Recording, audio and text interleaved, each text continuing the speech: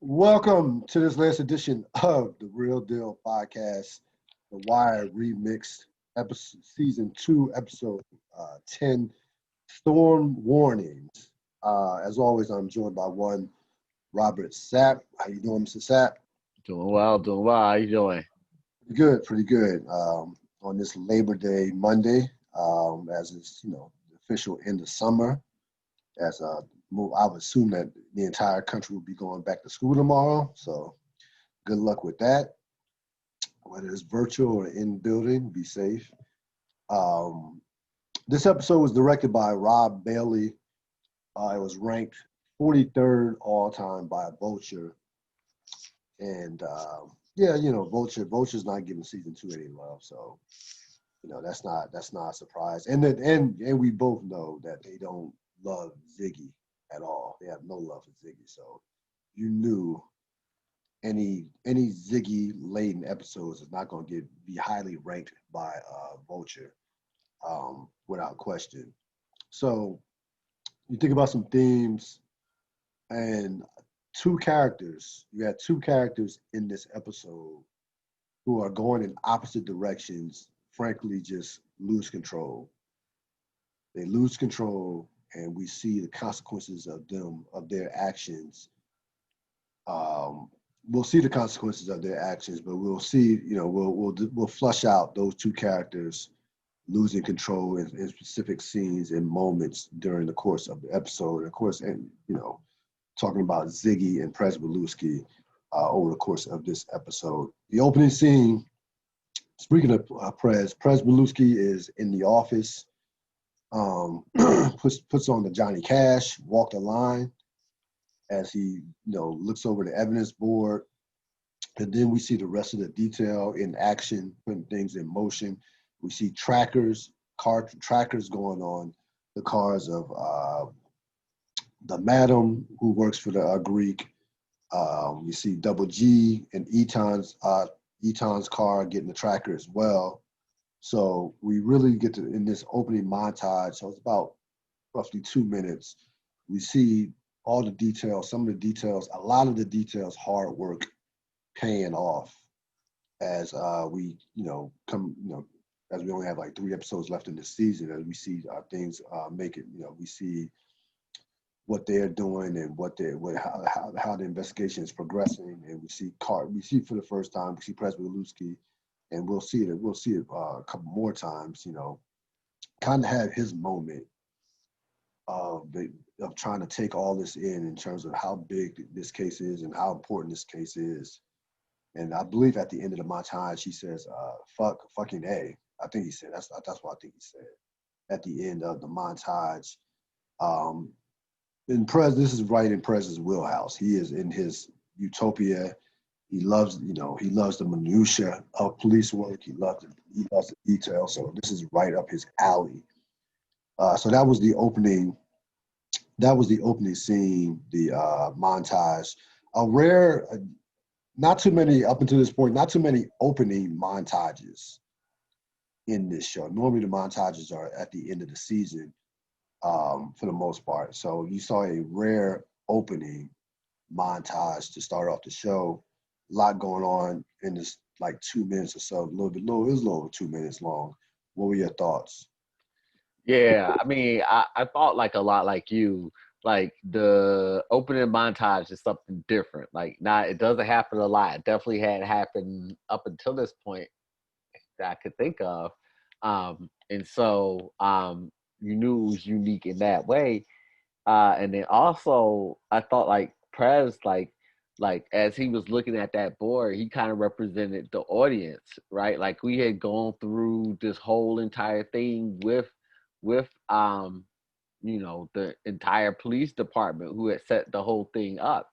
And to kind of like look at it from afar, like over these past, 10 episodes, 9 full episodes, this whole thing has been built out like the entire scope of it. So it was also, I think, like the show just kind of like acknowledging itself and saying, like, look at all the work that we had done. Yeah, yeah, a lot that a busy evidence board, no question about it. Um, So we go to Bodie at the towers.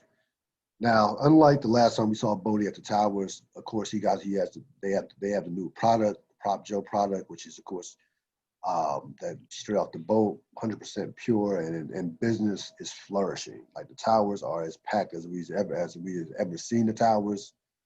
Bodie, of course, is excited, and then Stringer pulls up, tells them to allow the East Side dealers to also sell in the towers. Gives them specific instructions on which towers they're allowed to sell in.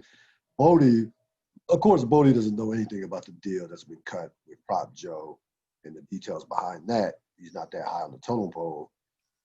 So Bodie completely is confused. We know West Side, East Side is a rivalry. We know they don't like each other. Going back way back when, and we'll talk more about that later on in the episode. So at first Bodie was thinking that Stringer's telling them, fuck them up. If they come on, they try to come near the towers. Of course, Stringer completely tells them the opposite. Stringer says, "Hey, they're allowed to sell here. Any beef, any shit that goes down, you're going to report directly to me about." And then, of course, Bodie makes a connection when Stringer says, when he mentions, when he walks back up to Stringer, says, it don't make sense. And then he says to Bodie, "You like the new product? You like the new product we have?" And then he basically says, now tells him, ask him, now does it make sense? And Bodie makes a connection at that point, but still is confused from a standpoint, or still is not happy from a standpoint that they're selling, that they're allowing East Side dealers are allowed to sell in the towers. What were your thoughts on this exchange between Stringer and Bodie, and now East Side officially selling in the towers?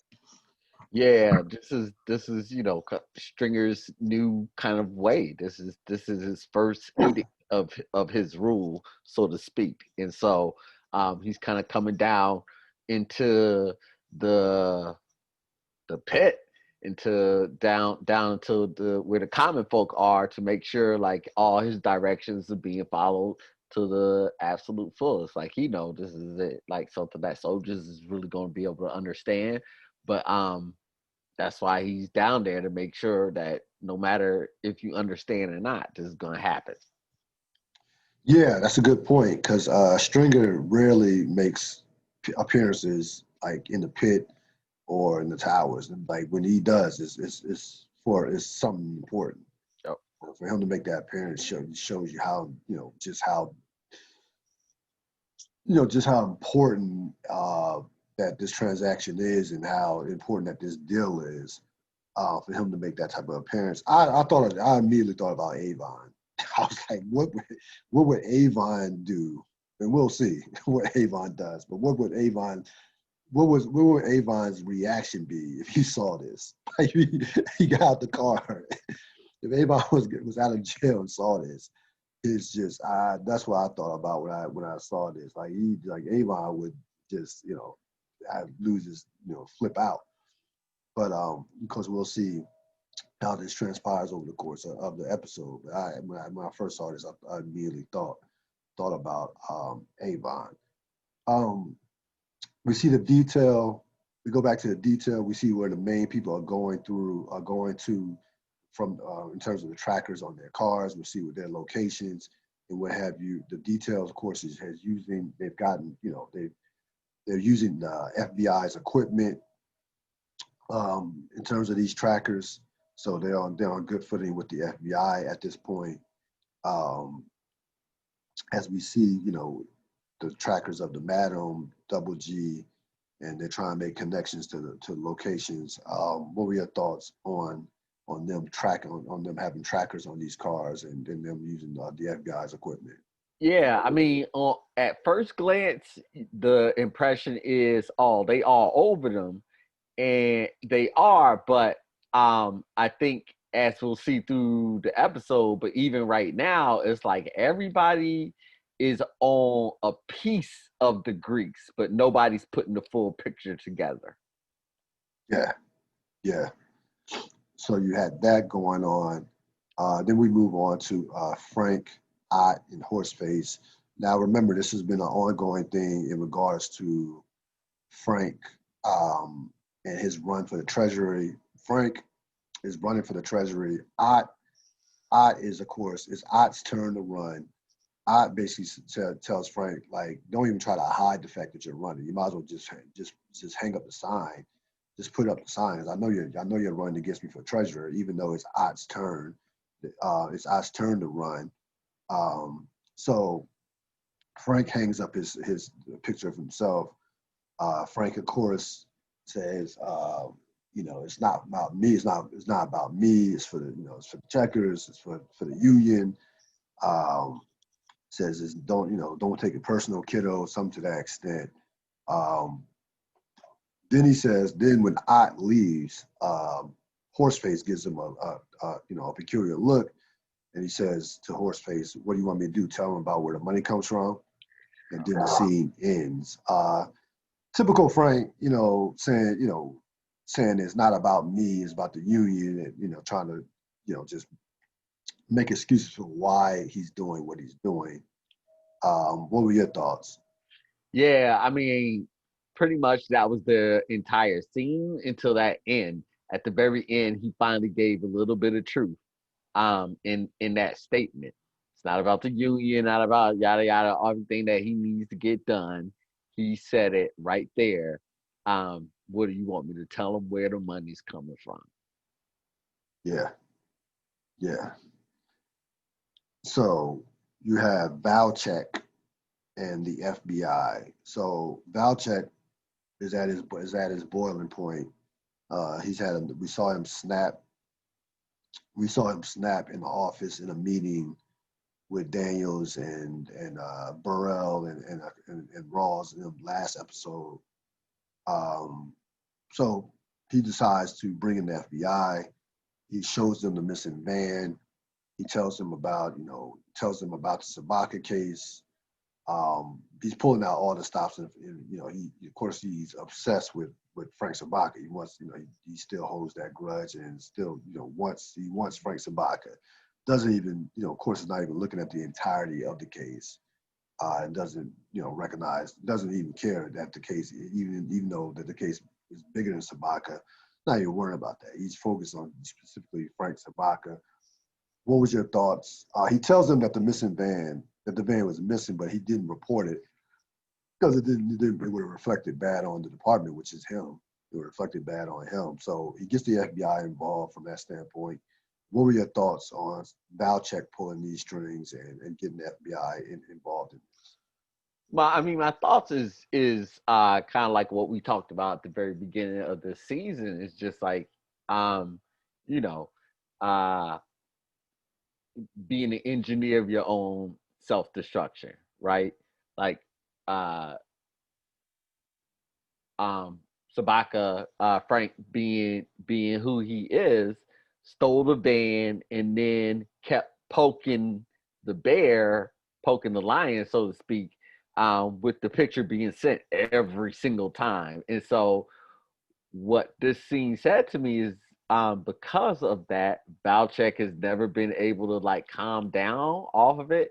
And so he's willing to get everybody involved. It doesn't matter. FBI, DEA, the presidency, whoever he has to do to get Frank Sabaka. Yeah.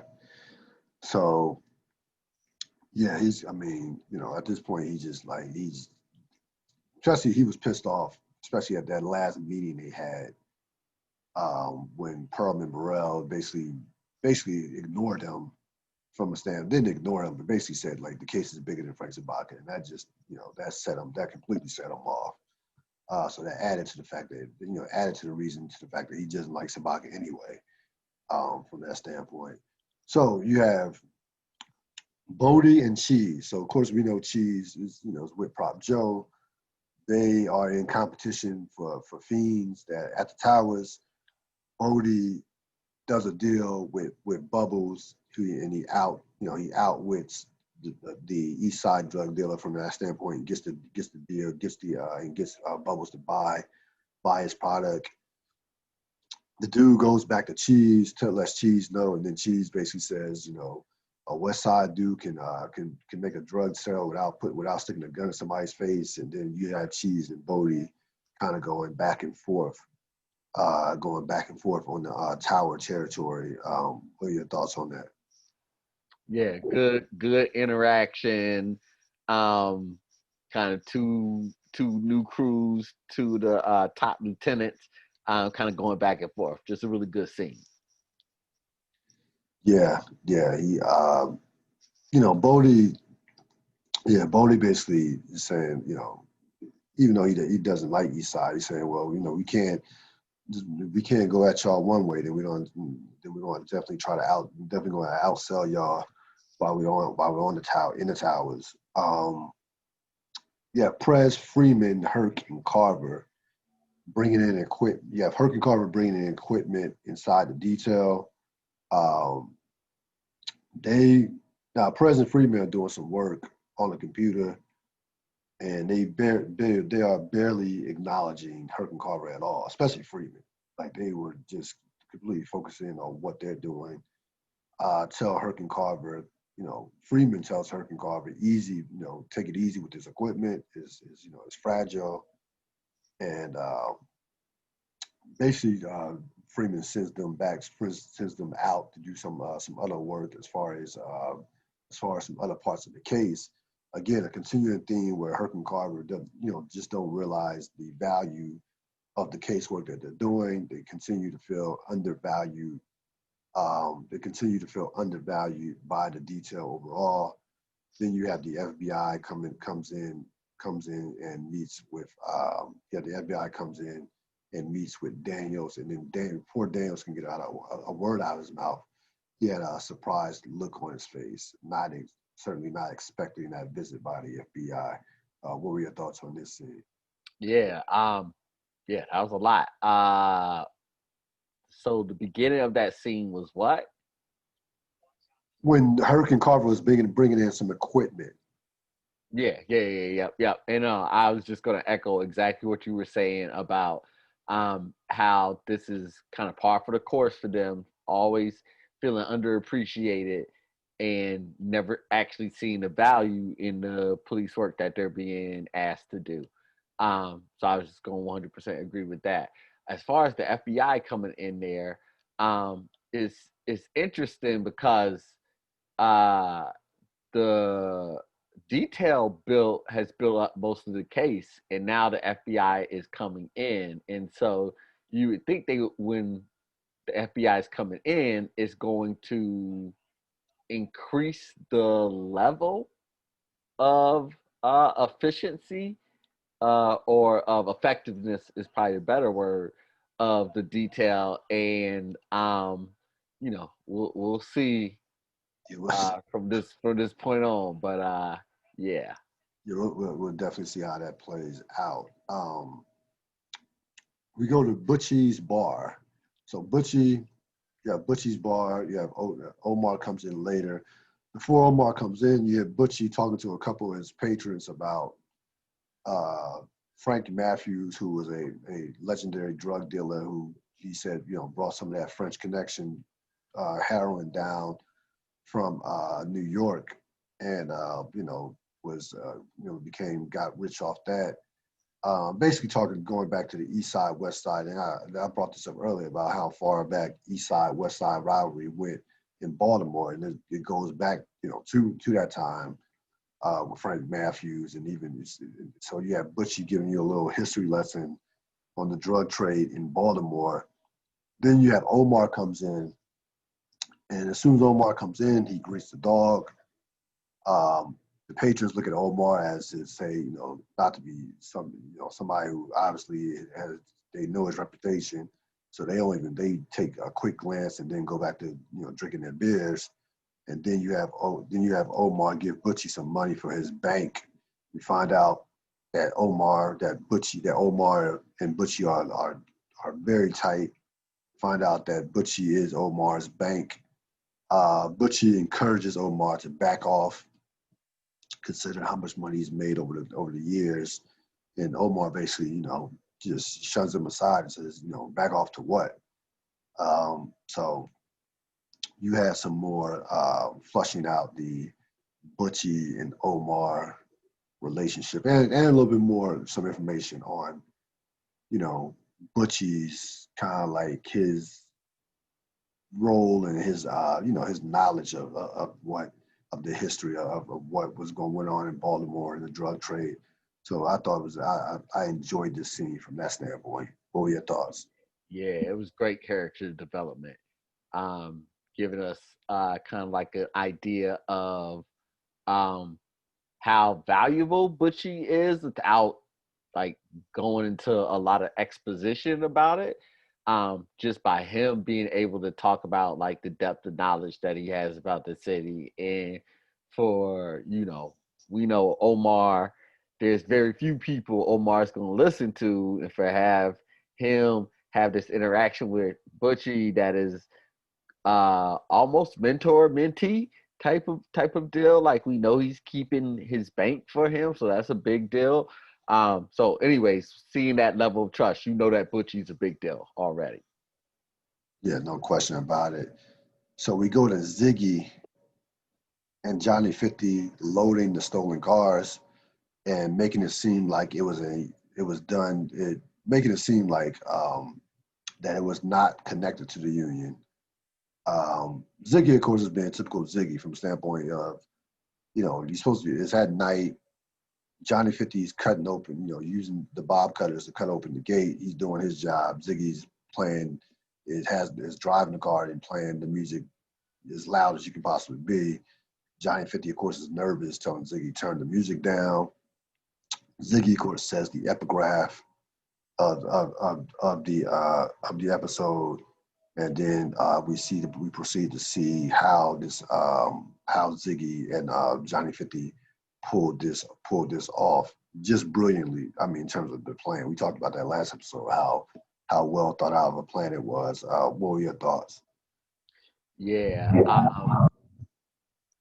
you, you can see what's going on with Ziggy when met with success. He's going to meet it with ultimate self-destruction. Like he's going to go into overdrive, like however much success he's feeling. And so you starting to get a feeling for that in this scene right here, which is kind of setting up for a little bit later. But other than that, yeah, well executed plan by Ziggy. And the epigraph, I forgot to mention at the top of the show podcast, the epigraph was, it pays to go with the union every time. That was by Ziggy. And of course, he's talking about using Johnny 50 as somebody who to do the job with. So that was the epigraph of the episode by Ziggy. So you have Amy and Nick. You have you have Amy, who sees who's in the basement of his his parents' house, and while doing laundry, she sees a whole wad of money. She sees a whole wad of money that was somewhat hidden, but not clearly not hidden well enough for her not to see it. This will be a setup for another a scene coming up. Well, you have any thoughts on this? Yeah, set up. Kima, you see Kima and Cheryl. Um, Kima comes in. Cheryl, of course, is pregnant, and there is clearly a disconnect, um, not from Cheryl, but from Kima towards the pregnancy. Like Kima, to me, during that scene, was showing no excitement at all about the pregnancy. Matter of fact, Kima was complaining about her working overtime, and she's doing extra hours, because initially she came in and said that she was complaining about her not going, Cheryl not going grocery shopping, and said you couldn't lift a bag. You at that point where you can't lift a bag, and you see Cheryl show her stomach, and then you can see again, you can see where this is going in terms of their relationship. How Kima is just really not feeling feeling that parenthood thing that's on the horizon. What were your thoughts? Yeah, I couldn't agree more. Like this is kind of showing the showing like what it's like after the decision is made, the consequences of that. And so they've been pretty consistent. We know what Cheryl wants, we know what Kima wants, and we know it's not the same thing. Right. No, they don't want the same thing. And they both the thing about these two, and I just thought about this, they both did the same thing to each other. Like when Kima decided to go back to the police force, Cheryl really didn't have a say in it. And when Cheryl was deciding with this one to have a baby, one to have a baby, is Kima really didn't have a say in it. So it's kind of like they both did the same thing to each other from that standpoint. Yeah. So you had Amy and Nick uh, getting back to the scene that we just talked about a couple minutes ago. They're discussing. They are talking about the money that Amy found. He explains. He explains where it came from. Then even though he explains where it came from, he tells her that it was for that he's that he's buying it, that he has it, that it's for her, it's for a new place. So he kind of sells it on that. Um, doesn't give her the full story of where it came from. Gives her gives her part of the story, mostly a lie. She at the end of the scene is not believing, just didn't look convinced at all, even despite the fact that he told her that it was for it was for purchase help purchase a bigger place and what have you. She doesn't know exactly, of course she doesn't know exactly what's going on, but she did not look happy at she at the end of that particular scene. What were your thoughts? Yeah, this is more setup. This is more setup. Cheese and Brother Mouzone. So we saw Brother Mouzone come in at the end of last episode. Um, Cheese is of course selling, at the towers with other selling Cheese, of course, is selling dealing drugs at the towers. They had the deals all laid out. Brother Mouzone comes in with Lamar, his assistant. Okay, he's not his bodyguard; he's an assistant, and and Cheese, of course, has no clue who Brother Mouzone is. Um, Brother Mouzone says, basically says, and I'm paraphrasing this. I'm assuming that you're not with the Barksdales. Um, do you know the Barksdales name?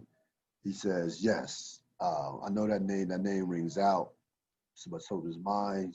Then he gives Brother Mouzone his name, and then he basically tells Brother Mouzone.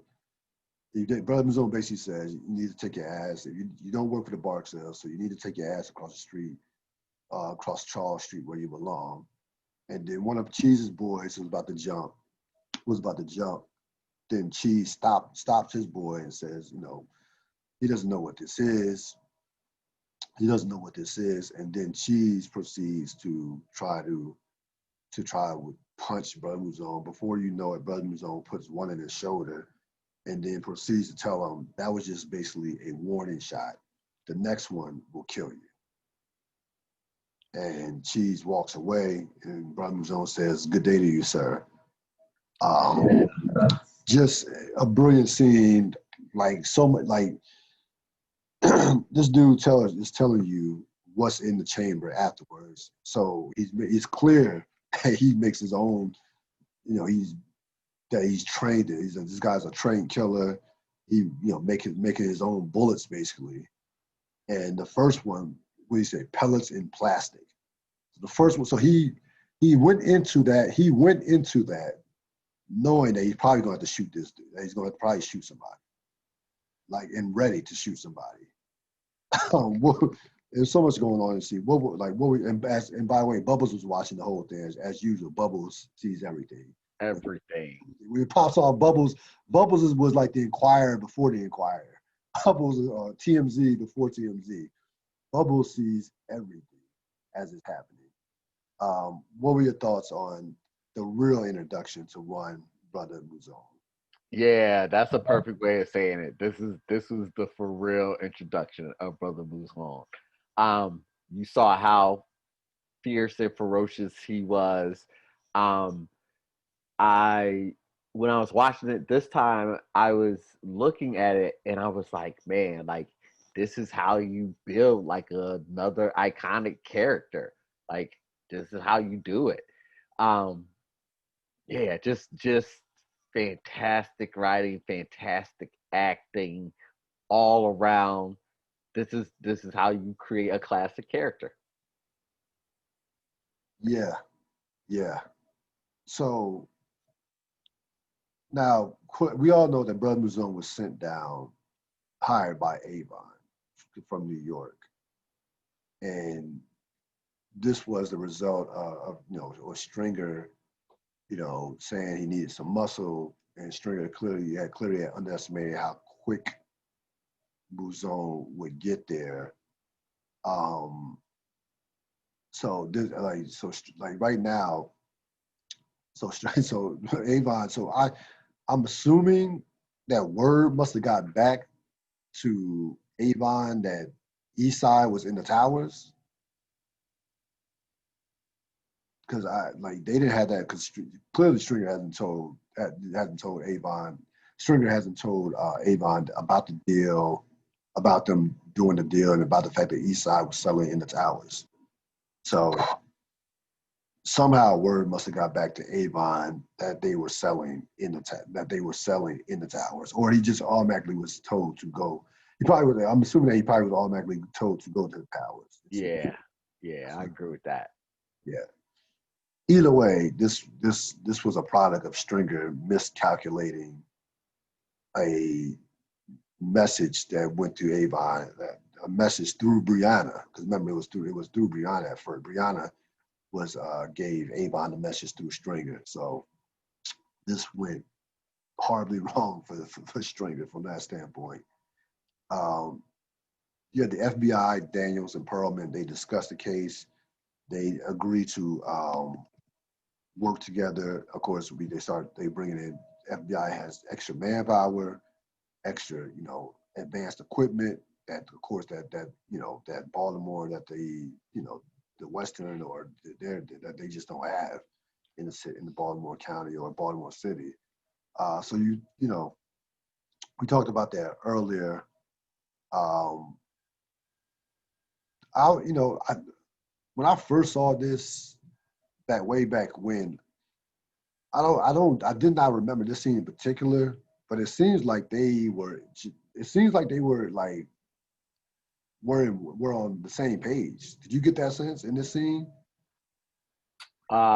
That who was on the same page. The FBI and Daniels and Perlman, when they made the agreement to work together, like Yeah, yeah, I would agree with that. I would agree with that. Um, they saw the benefit of being able to use the FBI's reach and their technology. yes. So we go to Prop Joe and Cheese. Of course, they discuss the shooting by Brother Muzone. Cheese, of course, wants to get revenge, but Prop Joe does know of Muzone. He knows Muzone is a cold-hearted killer, and tells Cheese, like, look, a lot of dudes went up against Muzone and ended up in 6 feet under. The bottom line is that he tells Cheese is, look, you know what's going to happen. They are hurting more than we are because we got the good product. So let's let that play out. And then at the end of the scene, he says he does know somebody who would be basically crazy enough to go after Muzone. And of course, we know that someone is one Omar Little. This is, of course, Prop Joe being Prop Joe, and we'll see how this plays out. But this is how Prop Joe thinks when situations occur. What were your thoughts? Yeah, this is one of those rare times where I can't separate two things out because the idea is so um powerful in my mind. And so this is the beginning, right? This is the genesis of what we're going to see next season. And so as this was going, as this was happening at this time, I was just like, I really want to pay attention to how this plot unfolds between Prop Joe, uh, Omar, Stringer, and Brother Moves On. Like how this goes around, because Prop Joe firmly plants the seed that this is his idea, but we know who's going to end up getting blamed for it. Right. And I've never actually tracked how that happened. And so I'm like, this time around, I really want to track how that's going down. Otherwise, of course, brilliant scene, brilliant scene. So we had yeah, we had the FBI and detail come meet up with each other. The FBI, they do that, that comedic standoff where they come into the office, kind of like a western. You have Bulk and Freeman basically saying, I'll take the one center mass, and then they meet up, crack jokes with Fitzhugh and a couple of the FBI as they bring in their equipment to the details office. So you had basically you had a full house. I mean, yeah, there's a number of people in that office between the FBI and also the details peoples as well. Um, Now we get to the big one, uh, Double G and Ziggy. So Ziggy goes to Double G. He discusses the cars. He basically says, I did everything you told me to do. Tells him that he has one outside. He has one outside the store, which of course Double G is not happy about uh, at all. And then you see Double G pull out a envelope with the money in it, and he gives it to Ziggy. Ziggy, of course, sees that the envelope is light, and Ziggy says, "Hey, we had a deal. What's going on?" And then Double G said, today, yes, last week it was 20%. This week it's 10%. But then, basically says that's still some good money for you in a few hours of work. And then Ziggy just loses it, insults him, calls him a Greek cunt, and he Double G, of course, snaps right back, punches Ziggy in the chest, beats him up, throws him out of the store, and then we see Ziggy go get his gun, shoot the young worker in the stomach, doesn't kill him, and then he shoots Double G multiple times, and ends his life with a shot in the face as Double G begged for his life with that last shot. Ziggy returns to his car, um, completely in a daze, and just sits in the car, and you see the parking meter bell go off. He must have been sitting there for not hours, but enough, at least a half hour, it seemed like. Um, as we see the parking meter go off, he breaks down in the car. He leaves the money with the young boy that he shot, the young worker. And we see him again just sit in the car, break down, basically decompress and think about what he's done. Um, Very powerful scene, a culmination of, Ziggy being tired, being tired of just getting pushed around, not taken seriously. And we saw what the results of it was. What were your thoughts on this scene?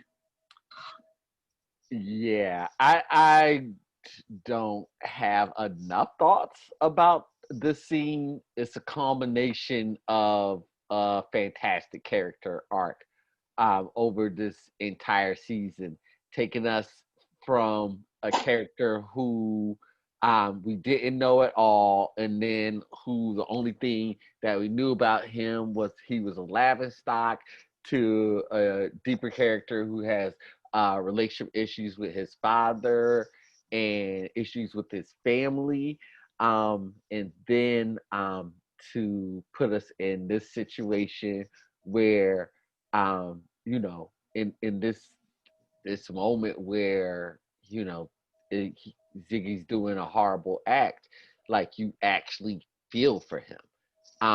And it was interesting the words that you used. You were saying it how it was, and you were like, and Ziggy goes back to his car and gets the gun.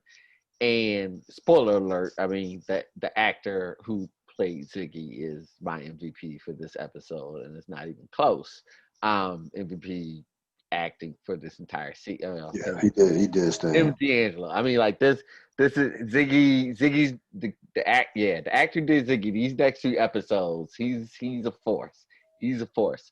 And the reason I said it's interesting from the wording is because, the scene to me that sticks out about Ziggy, the Ziggy character, the Ziggy arc, everything Ziggy is this scene right here when he goes back and has the money in his hand, and he's in the he goes he after like he gets pushed by Double G. The camera kind of like pans from Double G pushes him. Ziggy's walking to the car. The camera pans out after him. Ziggy's already in the car, and he's just kind of like having that silent rage moment, right? Like he's in the car, he's shaking the wheel, and he's just like he's obviously like screaming and upset, but you don't see the audible, you don't hear the audible. All you see is the actor's face and the anguish in his face and the turmoil in his face and the heartbreak and just the word that you used that was perfect was just tired. And that was the moment of someone snapping, which is bone chilling to watch in one instance, and also amazing to watch. And I can't even imagine where the actor had to go to get to that space. Might But be a pretty dark place that you got to yeah, yeah, I can only imagine. go. Because then when he comes in, then you see the dead like resolution of just go cold and dead, and like shoots the boy without any hesitation. Like he's not thinking about anything, sees Double G, shoots him. Again, I appreciate how The Wire doesn't play up the violence. It's just the right amount of violence to be cold and calculated and horrible at the exact same time. And then you described it perfectly about Ziggy going back out to the car, just like kind of like that emotional breakdown. The only thing that I would say is I don't think that's over 30 minutes. I actually think the power of this scene is that all of that is happening in real time. He goes out, he's trying to light the cigarette, he's hearing the alarm happen. When he pulled up, he never paid anything in Right. Yeah, that's true. the Yeah. thing. Then he hears the ding of that. So all that is happening in real time. Very Breaking Bad ish. A show that will come decades later, or a decade later. And so just like the intensity of that moment, the intensity that the actor that Ziggy just goes through is off the charts. This is again why I say this season is fantastic because it can create a character arc this powerful, and this is why this character's arc is this powerful in the season because what he does right now, what Ziggy does, kind of is the genesis of the unraveling of everything for everybody. So this character Ziggy was the kind of the emotional underpinning of this season, and quite literally as a character, the um the focal point of the season, the linchpin of the season, because what he does here at this moment sets off a chain of events that the most powerful, most charismatic, most thoughtful people in this show have been putting together over a long period of time. His action right here impacts all of that. Yeah, one of the most not only one of the most well acted scenes of season two, frankly, one of the most well acted scenes of the entire series. To be honest, that he Yep. like in that scene, like, from start to finish. I mean, from because remember at the beginning of the scene, he came in. He was happy. He was jovial. He's like, yeah, I got everything you wanted, Chief, and it was all good. But where he went from there to towards the end of the scene, just like it was really pretty incredible, that range of acting to take place in one scene. Um, so you have Prop McNulty and Bunk, along with McNulty's old marine boat partner, on a boat. This is some setup for a further scene. So they didn't show too much in this scene. So we'll talk more later about this scene. Really quickly, since you're right, this is a setup scene. I just want to go back as you were talking about um it being one of the top acted scenes in the series. In my head, I was thinking about it. I was just like, yeah, he's absolutely right. Up until this point, there's only one other scene I would compare, and that would be the D'Angelo scenes. Um, to up until this point, and thinking about what's coming ahead, then there's only one other scene that I would put with those two scenes. What's going to happen at the end of season 3, and with the D'Angelo, and then what's going to happen in season 3. I was thinking in my head as you were talking, those take over a season for them to build the character arc to get to that end point that creates that great drama.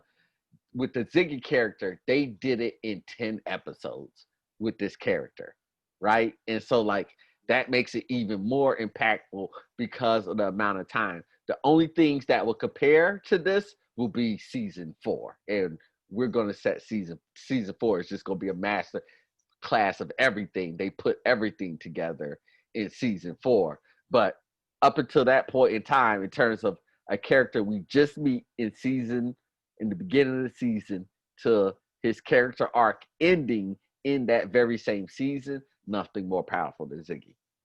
No, yeah, and as you were talking, I was just thinking about some of the other powerful acting episodes, scenes, not episodes as entirely, but scenes, and yeah, a lot of those scenes that came to my mind are scenes that were years in Mm-hmm. the making and seasons in terms of build up. Yep. So yeah, yeah. Maybe with the exception of season 3, which is is next level. Yeah. Yeah. That exception, I Yeah. completely agree with that. Yeah. Um, so you have Yeah. Prop Joe. Spoiler alert, season 4 is Yeah, really good. season 4 is incredible. It's really good. This is incredible. Yeah. Prop Joe and Butchie. So Prop Joe goes to Butchie's bar and shot.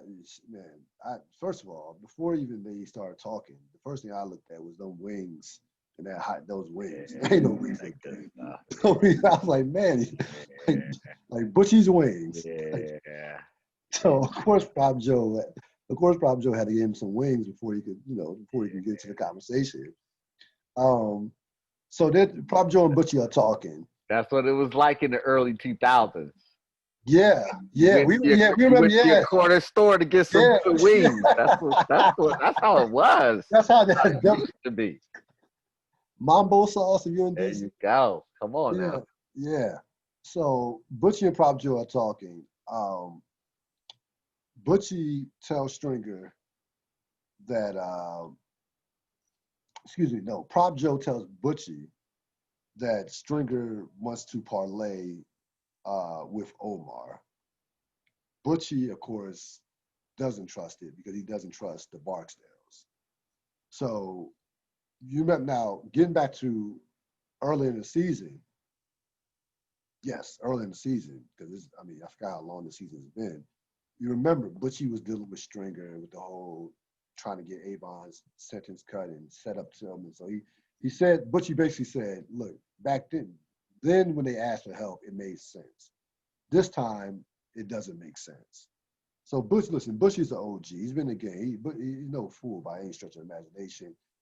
He senses that something's just not that's something's not right with this situation, even though it's not completely been flushed out yet. Um, and that's why he says at the end of the scene, when Prop Joe says, "Hey, I can promise security," but she's like, "Nah, I got my nephew. My nephew will handle security."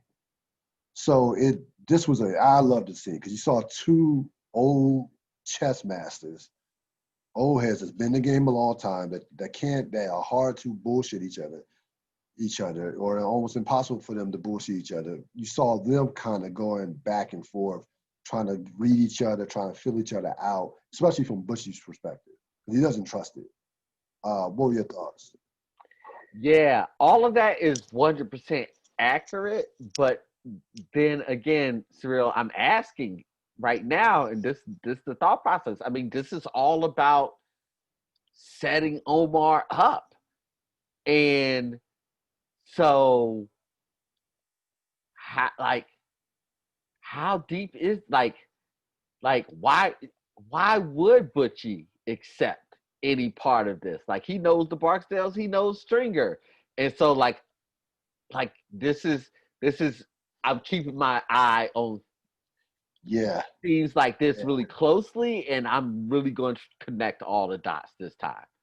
yeah, That's what I'm doing, because this there's a lot that's going on in this scene, um, and I need to be able to fill in the dots as it's happening without having to worry about spoiling something that's coming ahead. But those are just the thoughts that go through my mind right now. yeah, yeah. So you have Ziggy and Landsman um, in the police in the interrogation room. Um, Ziggy signs a confession statement. Um, I think Lansby even gave him a cigarette too during this whole sequence. Um, he changes Ziggy changes what he said at the end of the confession statement about what Double G said to him before he shot him. So he changed that piece of information. Says that Double G said please don't, and then he shot him. Um, very it was the thing that stood out to me was just how calm everybody was in this interrogation room. I mean, Lansman was very calm. It was very easy going, and in contrast to some other interrogation room scenes that we've seen up until this point. So I think that the show doesn't do anything by accident. Uh, you know, intentionally showing you the difference between when a white man is being interrogated and is has just shot somebody versus versus blacks. Because it was the whole exchange between Landsman and Ziggy was just it was calm from the first from the beginning of the scene towards the end of the scene. What were your thoughts? Yeah, I mean, yeah, here's the aspect I will take it from. Um, I'm giving the actor who plays Ziggy all the credit in the world on this one, Mm-hmm. because the thing that really stuck out to me was the contrast of um how hyper emotional he was throughout the whole thing with Double G. Like he took us on the range of emotions, and Right. this one, I think, what you're pointing out was devoid of any emotions, and so just kind of like how you said, like he was tired, like in the scenes with Double G and everything that happened out of that one, the way that I would describe the way that he chose to play this was like exhaustion, and that exhaustion that comes out on the other end of when you go red, when you go to that space where you can't even think, in terms of like the anger and the desperation and the everything that he was throwing into the other scene. And so the contrast was just like off the charts and really stuck out to me? So we have Herc and Carver. Um, they are casing, of course, casing outside the Greek's warehouse. They let Daniels know that it's quiet for now. Um, we'll see how that plays. We'll see how that plays out over the course of the episode. Um, you see McNulty and Bunk, and of course McNulty's old partner on the boat, trying to waiting for Spiros and Eton to show up at this particular spot overlooking the harbor. Um, so you see that going on. See that going on, and Bunk. The funny part about that scene was Bunk. Now McNulty just has nothing on as far as no life jacket, nothing. He's chilling. Bunk comes on the boat with this big ass life preserver. Was having like this 20-pound life preserver, as if he's going to drown. That was funny. The funny part about that scene. Then you see Kima and Russell discussing the balancing kids and work, and it was clear, it was evident what was going on in that scene. Kima is trying to get a sense of what it's going to be like to be a parent and a cop. So that I found that exchange interesting for that particular scene. What were your thoughts on the Kima Russell exchange? Yeah. I think you're right. You're right on with again, we're seeing the ramification of the decision for Keeman to go back and be an active police officer. Yeah, yeah. The final part of Ziggy Landsman. Landsman asked Ziggy if he wanted to make a phone call before he's taken away. Ziggy does not take him up on that offer to make a call. So they take him away. Then you have the detail, the FBI, and the Greek. So the Greek's mole, or with Agent Kutras, sees the information about Double G, and then we see him make a call. We'll see how that plays out. That's a clear setup, and we'll see how that plays out over the course of the episode. Horseface, Frank, and Nick. So Nick tells Frank about Ziggy shooting Double G, and of course the young guy. He asks Nick. Nick, of course, is crying during this time. Is completely broken up, giving out this information. Then he asks Nick, basically, why was he around the Greek? Why was he around Double G? Where were you at? You're his cousin. And then Nick hit him with hey, where were you at? You're his father. Yep. What were your thoughts on this scene? Yeah, great scene. I'm going to talk about this a little bit more at the end. The Greek and Agent Kutras, of course, to your point last episode, the only one that meets with Agent Kutras is the Greek. They meet up. Agent Kutras tells them that the FBI is now involved with the case and that they have wiretaps going on. We'll see how that plays out. Yep. Spiros receives a message and tells the cook who's inside inside the deli, who we see all the time, to get a message to Eton. With no, and it says in that message to basically tell them to get rid of the phones, tells them to get the message with no phones, with no phone use. During this same scene, our two friends, Herc and Carver, completely miss Spiros leaving the diner as they are arguing over some French fries. And during that exchange, so apparently they both ordered fries. One of them and this happens all the time in restaurants. They forgot their fries. One of them forgot their fries. This happened to us before. Somebody gets their fries, and we assume that no, it was your fries that got forgotten. No, it was your fries that got forgotten. So then, so Herc puts his finger in the fries, digs his finger in the fries, takes a bite, and Carver says, "Yeah, go ahead, put your fat fingers. Go ahead, put your fat fingers in the fries," or some to that extent. And then the only thing Herc gets out of that is the fact that you call me fat. So over the course of this exchange, they've missed Spiros, who's the number two, leaving leaving the diner where they were supposed to be watching. What were your thoughts on this scene? Yeah, once again, just them not really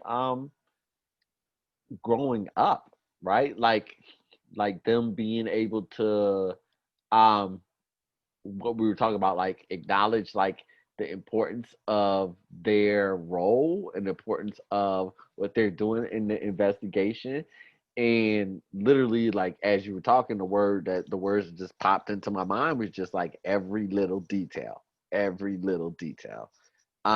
that's what Hurt and Carve at this point in time do not do well. Details. They don't do details well at all. No. I thought about when I was watching the scene. I thought about which one was worse: them missing Spiros leaving, or our buddy Sammy missing Avon and Stringer in the pit in season one. Oh yeah. Those both were two bad ones. Yep. Kima and Russell watch Eton leave the warehouse, and they let Lester know. Um, then we have a big scene. Valchek comes to the office. He comes to the details office and demands that Perez come with him because, of course, he's felt like he's been cut out the case. He felt like they're not putting enough emphasis on Frank Zabaka. Um, Daniels tries to calm him down, says, let's talk. Belichick, of course, is not trying to hear it, and says, you can do the case how you want. You're not going to use my people to do it. He said he pokes Perez a couple times, says move it, shitbird, or I'll get you for insubordination. And the next thing you know, Perez punches them in the jaw. Freeman grabs Perez, and Daniels gives Perez this look of just disbelief, where his eyes get, his eyes bulge and basically pop out of his head, considering what's been, because he knows you hit a major, that's a big deal. Daniels, of course, at the end of the scene, asks Perez to see him in his office. Perez puts his gun down. Daniels gives Freeman a look of, what the fuck, basically. And we see that scene come to an end. What were your thoughts on this scene? Yeah. Um. Yeah. Poor Prez. So. Um. I was actually happy for Perez. I mean, a fantastic scene. I don't know about happy for him. But I do get what you mean. Seeing him standing up for himself. Yes. Yeah, I get that. Um, but I think the thing that I was thinking the most, when you were talking was, I wonder how. So most people think Prez Belusky is Ed Burns, co-creator, one of the significant Right. writers Yeah. on the show.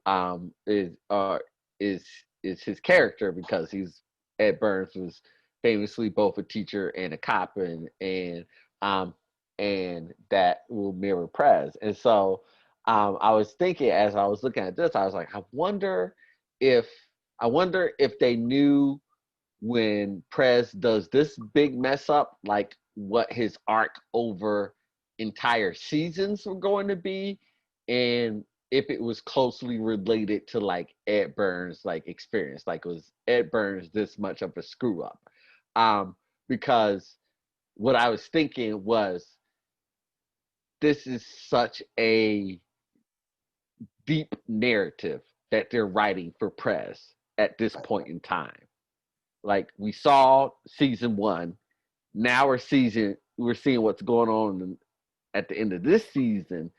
And again, if that's if The Wire was doing this intentionally from day one, man, this show just chess on top of chess on top of chess moves. Yeah, yeah. Um, I mean, yeah, parts of him are definitely based on the Ed Burns character. But like The Wire, you know The Wire as well as I do. They take bits and pieces of characters. They don't composites of different characters. They don't.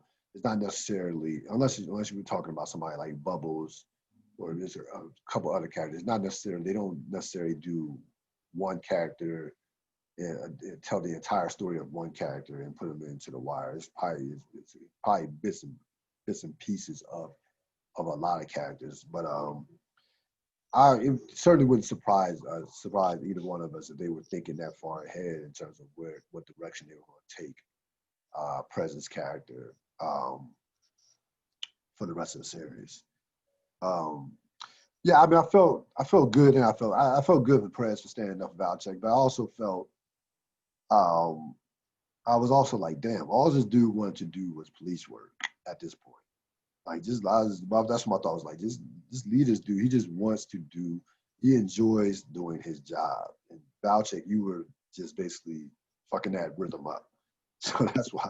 So that's why I felt bad for him for that standpoint because he had finally found his place. He had finally found found his niche, and then this happens. So we go to Bulk and McNulty. They're on the boat, of course. They're taking pictures of Eton meeting with Spiros. Spiros and Eton at this point are discussing the shooting of Double G. Spiros tells Eton to go clean up the store, clean up the store, including the warehouse. And at that point, at the end of the scene, we see them toss their phones. McNulty, of course, takes note of it and sees and basically tells Bunk, did you just see that? So we see that the Greeks, of course, have been tipped off by the mole, and that they are starting to change it up. What were your thoughts? Yeah, the Greeks are a far superior organization. Are was my thoughts. Like they have everything well placed so that even in the worst case scenarios, they come out on top. Yeah, yeah, and even going back to the last two episodes, we going back to the McNulty episode when he went undercover, and even the last episode, every time that they've had to deal with some type of like something that's come in their way or something that they've had to deal with, they've dealt with it basically calmly and without panic. Now, certainly doesn't hurt to have an FBI informant, but that's just how they move. But you could Part of tell their plan. that's part of the plan. That's part of that is part of their culture as far as the culture of their organization. That they had that type of reach, they had those type of connections. So yeah, they move. They don't panic at all when something comes up, and then it seems like they have a plan for every situation. Like it doesn't like immediately like yeah, we'll go clean up the store. Yeah, go clean up the store and make sure you get rid of the evidence and what have you. So you have Herc and Carver watch as Nick goes into the Greek deli. Now, Nick Sabaka has been in this Greek deli, of course, numerous times. He goes into the deli and he asks the cook about the Greek, he has a cook about Spiros, and the cook basically looks at him as he's never seen him before. It's like, who's Spiros? Who's the Greek? Like, I don't know what you're talking about. So he doesn't give up. He gets nothing from that cook. And of course, this is the Greek. The Greeks have already made their move as far as changing things up, And I think also wonder too, because the cook knows who Nick is. Did they tell him like, look, even if Nick comes in, don't say anything to anybody. So I was wondering about that. What were your thoughts on this scene? Yeah. Um. Again, like it's the when the Greek said, I think last episode or the episode before that, when he's like, no, it was last episode when he's talking to Frank, he's like, no, we're nobody's in this for love, and so like all that BS about it's about the union and this and everything like that. It's like, okay, well, this is for the Greeks a cold-blooded business relationship, and now it's time to forget you exist. So here you go. And it's got to be that easy. It's got to be that simple. It's got to be. Otherwise, the consequences look different. And so, again, the Greek organization is the superior organization of anything so far on this show. So you have the detail in the FBI are talking, of course, talking about what happened with Prez and Valjack. Then they see that the Greeks are changing things up. Then they discuss how to trace a text message because when in the scene where Spiros threw away his cell phone, threw away those phones, he also sent a message. He sent a text message. Um, so that's where McNulty got that got that idea or had that question about how to trace a text message. Quick scene, but what were your thoughts on this scene? I just love that they were just beginning to figure out what text messages are. Yep. Yep. That's Yeah. exactly where everybody was at. Oh man, that made me feel so Yep. old. I feel Yep. yeah. I feel so Yep. old. Yeah. I just loved it. I loved it. I loved it. I loved every moment of it. Yep. Great. Great scene. Um, Brother Muzo and Lamar. Now they're just Brother Muzo and Lamar are sitting on the park bench in the towers, just chilling. Uh, he tells Lamar, you forgot my Harper's, you forgot my other magazines about the Atlantic." He says, "Every week I tell you the same shit, but you manage to forget it. But you manage to forget it. It's like next time go to the store. That tomorrow go to the store and get my Harper's." And then he says, "You know what the most dangerous thing in America is? A nigga with a library card." And then Bodie and another Barstow worker, a soldier, are looking on, and he says to Bodie says, "That's real muscle right there." They said the dude told him that we haven't seen Eastside since, and Bodie says, "Yeah, that's real muscle." And then Bodie says, "But what happens when we run out of the good stuff?" And then um, the guy says, "Well, if Stringer wanted East Side, if Stringer wanted East Side with us, or wanted East Side in the towers, then why did this dude run him off?" So that's how that particular scene ended. What were your thoughts? And in scene was my thought. That was it. And my thought was how many years I have missed that. He asked the question that should have sparked my thinking about Stringer so long ago because it's right there. It's right there in what he said. It's right there in what he said. It was right It's, it's like that was just like he asked the question. That's the question. That's the question right there. there. Yeah, If if Stringer wanted this to happen, why is Avon doing this? If yeah, Avon wanted this to happen, why did Stringer do that? yeah. That's the essential question right there. And it's been there, right all along. They put it right there as Right in obvious front as of our face. right in front of the face. It Yeah, just wasn't there. Yeah. Anyways, fantastic. Of no, course, no, fantastic. no, it was. The show's so good, so good, so good. Yeah, so yeah, I just thinking about Lamar with Brother Muzon. I guess I mean I was really thinking about his character. Um, I guess they had to balance that out. Having somebody as brilliant as Muzon they had to balance somebody with him who was polar opposite of inept, I guess. Because I was trying to think about like why would a brother Muzon even want to be around this dude? Like what purpose does he really serve for brother Muzon?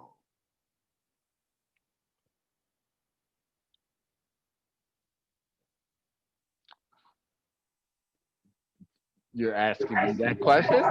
No, I'm not. I don't expect you to answer, but I just thought about like it really hit me just now, just thinking about even watching this episode, Muzon being as detailed and as organized as he is, and as disciplined as he is, and then you have this dude who can't even get the right magazines from a store, and I'm like, I'm not even asking a question. I'm just asking, talking out loud, like why was this dude even around Muzon? Like so, you know.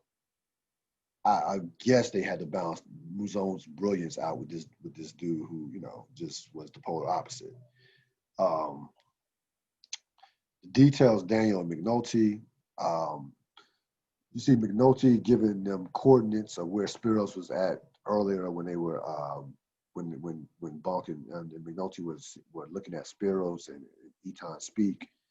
They go to a wireless provider. They see where they see what Spiros has been texting, and then they see that the messages are in Greek.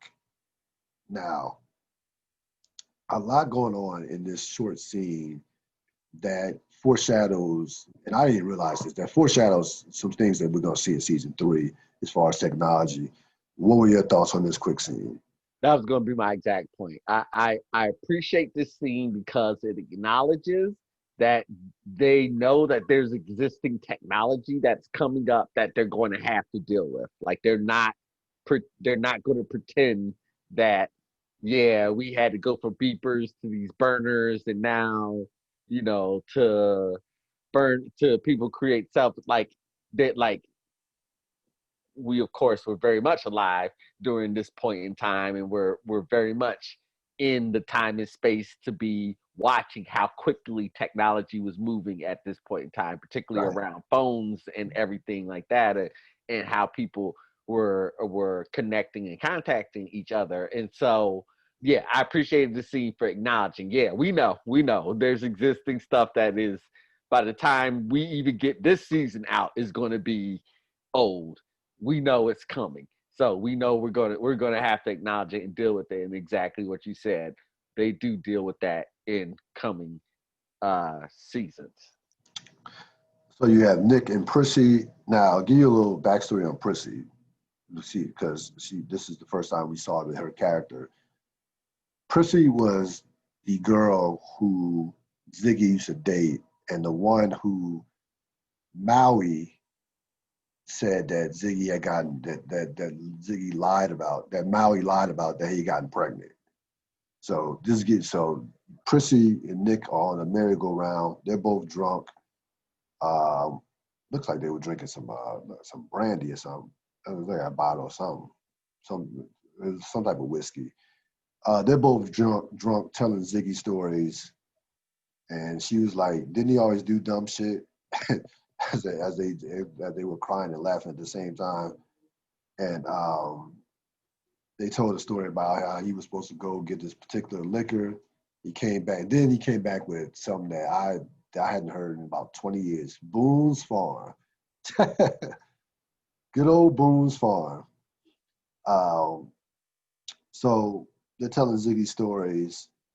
Um, and, Nikki, of course, I'm sure is feeling guilty. Is breaking down. They're both drunk, drinking. They're both drunk. And a real, just some, some great acting from Nick Sabat. The guy who plays Nick Sabat, I forgot his name, Pablo Schreiber.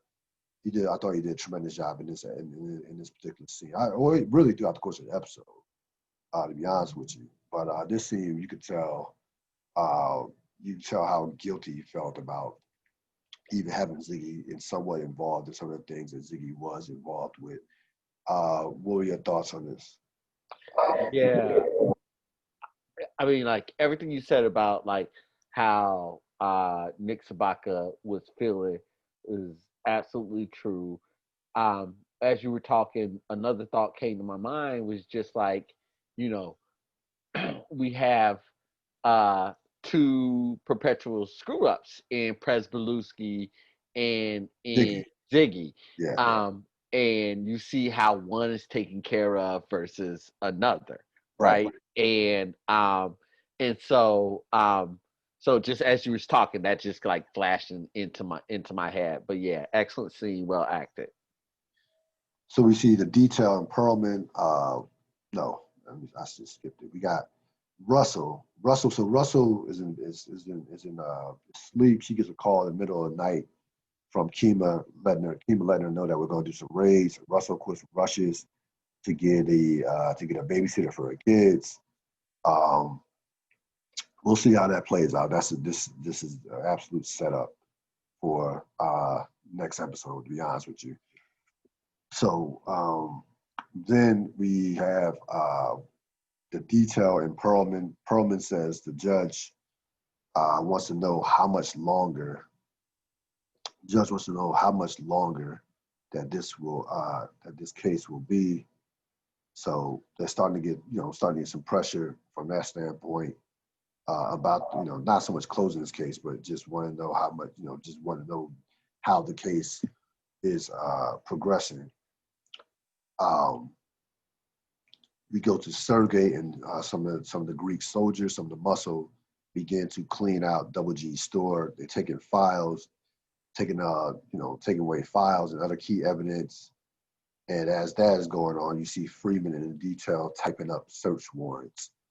And then you see Sergey and Eton flush out the drugs in a drain as the cops are typing warrants. And that is how, through that sequence of events, that is how the episode ends. Um, yeah, yeah, that one of the rare endings that you saw very little to no dialogue Yeah, was that this time around. yeah, yeah. So, Opened up with very little dialogue, ended with very little dialogue. so you had that. You talked about themes at the beginning, at the top. And mentioned Prez and Ziggy, and yeah, those two flipped or lost control for different reasons. They lost control for different reasons. And again, to your point, you see the difference between in terms of how they're taken care of. Like, even though Prez punches his, father-in-law, still has the support of the detail and Daniels. Ziggy seemingly is basically on his own. Like Ziggy basically seemingly was on his own, even though he has a father, and he has family as well, father and and his cousins and uncles and what have you. He seemingly was on his own throughout the course of the season. It's like, and I really, because I was having a difficult time coming up with a theme for this episode in the beginning when I first watched it or first rewatched it. But then, when I started reading some stuff about these two particular characters, um, it is a stark difference in terms of how these two characters were nurtured throughout the course of their respective character arcs. And I'm talking about up to this point. I'm not even talking about Prez through season 5. I'm talking about Prez from the start, from season 1 up to this point, um, versus a Ziggy. It seems like Ziggy had Prez course had a lot. Prez of course could fuck up, and had very versus Ziggy having very little room for error in terms of his fuck ups. So now I thought about that with these two particular characters. What were your thoughts? Yeah, yeah, agreed. It's about how each of them were taken care of, and one was taken care of in a very specific way, and another one maybe not so much. Yeah, yeah, and you know, and one thing that's been we've talked about throughout the course of the series, from episode one, basically, is individuals versus institutions. And you think about the institution that you think about the institution that supports Prez versus the institution that's fallen apart within Ziggy in terms of the union, because the union's done. The union's falling apart. The checkers that they're on their way out. So I think that that was very intentional, showing us how protected Prez is by his institution versus Ziggy's really not having anything to fall back on in terms of him, in terms of his. Yep. MVP and you said your MVP in performance. Yeah, I had now I you helped me change my mind as far as MVP, because I initially had Prez as MVP, but it was Ziggy. Ziggy gets both awards. He gets the Chardine and MVP of this episode. This was a Ziggy laden episode. Without question, it was a Ziggy laden episode. So I had Ziggy as the MVP, and also the winner of the Chardine Award. Who did you have? Did you have Ziggy for the Chardine Award too? Nah, I actually had the Nick Sabaka, Frank Sabaka scene. So I had them split Nice. the Chardine Award. Yeah. Fantastic scene. Yeah. No, that definitely was a powerful scene. Like, yeah. I mean, that just shows you how just blind Frank Sabaka was. Like, all the shit happening to Ziggy was happening right under his nose, basically. Yep. Yeah. So yeah, no, I definitely could. You could definitely go that route with that particular award. That's going to wrap it up for this edition of the Wire Remix. Big episode next week. That one, Bad Dreams. That is a major episode. Certainly be a lot to talk about with that episode in terms of what transpires with the docs and with the details. Well, so that would be a major episode, and we'll flush out more of the Muzone, Stringer, Prop Joe, Omar dynamic for sure, because that's going to be a major scene in that particular episode. And then again, you thought this episode was explosive. The episode next week will be extremely explosive, to say the least. Yeah. Thanks to Rob Sapp, man. Thanks for joining me. All right, sir. I will see you. Yep, you too, man. I'll see you next time. Later.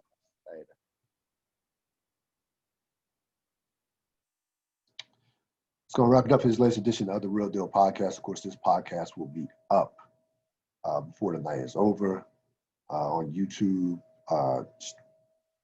Stitcher, Blog Talk Radio, and anywhere you can find a podcast or on any podcasting platform. I'm out.